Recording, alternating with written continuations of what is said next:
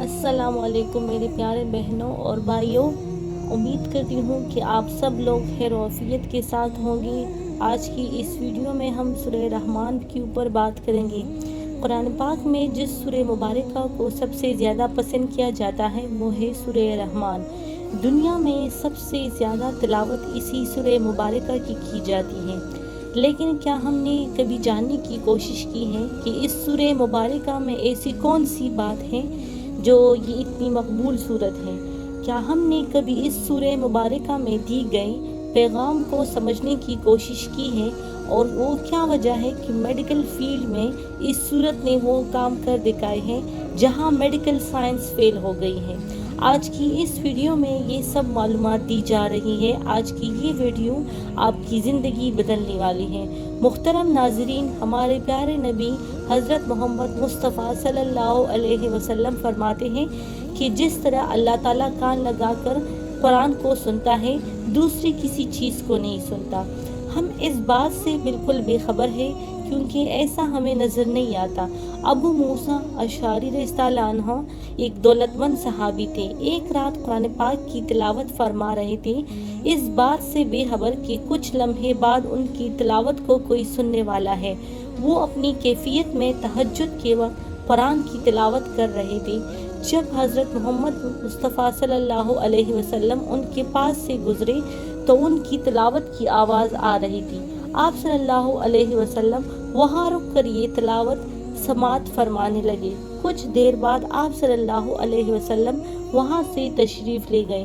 صبح کو فجر میں ابو موسیٰ رضی اللہ عنہ سے ملاقات ہوئی تو تحسین کے انداز میں فرمایا، اے ابو موسیٰ، تجھے تو اللہ تعالیٰ نے داؤد کے سازوں میں سے ایک ساز عطا فرما دیا ہے کہ جب داؤد علیہ السلام رات کے پچھلے پہر ہم کے ترانے الاپتے تھے تو قرآن میں ہے کہ پرندے ساتھ ساتھ شامل ہو جاتے تھے، پہاڑ وجد میں آ جاتے تھے اور ان کے ساتھ شریک ہوتے۔ ایسی سریلی آواز اللہ تعالیٰ نے ان کو عطا فرمائی تھی۔ قرآن کریم میں جو حسن ہے جسے حسن معنوی کہتے ہیں وہ تو ہر لفظ میں موجود ہے، لیکن الفاظ کا یہ حسن اپنی ظاہری شکل میں اپنی عروج پر آپ کو سورہ رحمان میں نظر آئے گا۔ اس کے علاوہ قرآن کی یہ سورہ مبارکہ اس اعتبار سے بھی ممتاز ہے کہ اس کی ابتدائی 4 آیات پر غور کریں گے تو دل فریب حقائق سامنے آئیں گے۔ اس کی پہلی 4 آیات میں بہترین 4 چیزوں کا ذکر کیا گیا ہے۔ اس سورہ مبارکہ کی پہلی آیت ہے الرحمن۔ کبھی آپ نے غور کیا ہے کہ اللہ تعالیٰ کے تمام ناموں میں سب سے پیارا نام کون سا ہے؟ یقیناً وہ نام الرحمن ہی ہے۔ رحمان اللہ کا نام ہے، رحمان کا مادہ ہے رحمت۔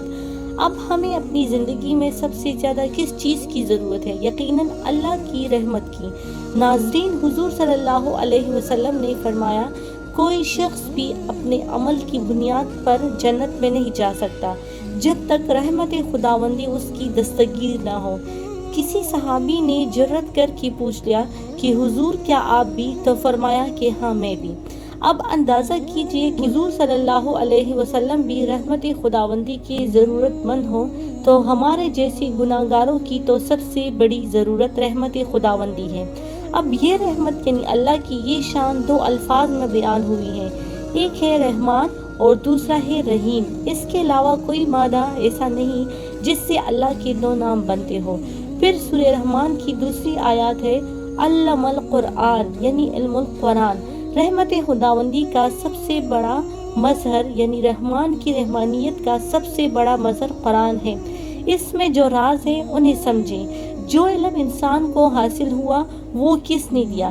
سائنس کا علم کس نے دیا؟ مخلوقات میں کوئی بھی اللہ کے علم کا احاطہ نہیں کر سکتا مگر جسے اللہ جتنا دینا چاہے، لیکن یہ کہ تمام علوم میں سب سے زیادہ اور بڑا علم قرآن ہے۔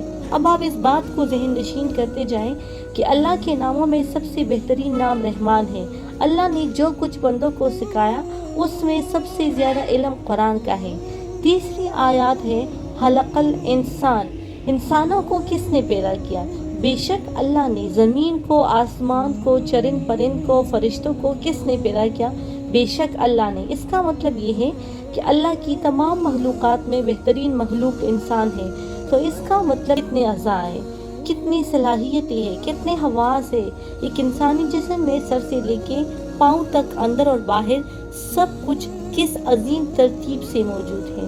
لیکن یہاں بھی سمجھ لیں کہ ایک انسان کے اندر جتنی بھی صلاحیتیں ہیں، جو کچھ بھی ہیں، ان میں سب سے بہترین چیز سپیچ یعنی کلام ہے، اور کلام کی اسی خصوصیت کی وجہ سے انسان کو حیوان ناطق کہتے ہیں کہ حیوان کے اور انسان کے درمیان بیان بولنے کے ذریعے سے امتیاز قائم کیا گیا ہے۔ ایک انسان کی تمام صلاحیتوں میں سب سے اونچی صلاحیت بیان یعنی بات کرنا اور کلام کرنا ہے۔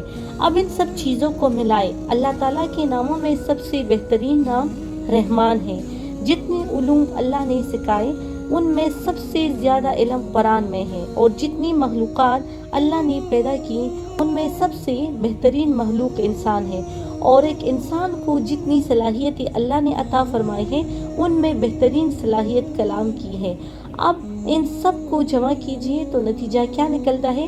اب قرآن پاک کی اس سورہ مبارکہ کی طاقت کا اندازہ ان واقعات سے لگائیں کہ میڈیکل سائنس میں جب تمام حربے ناکام ہو جاتے ہیں تو کیسے رحمان کے یہ الفاظ اپنا اثر دکھاتے ہیں۔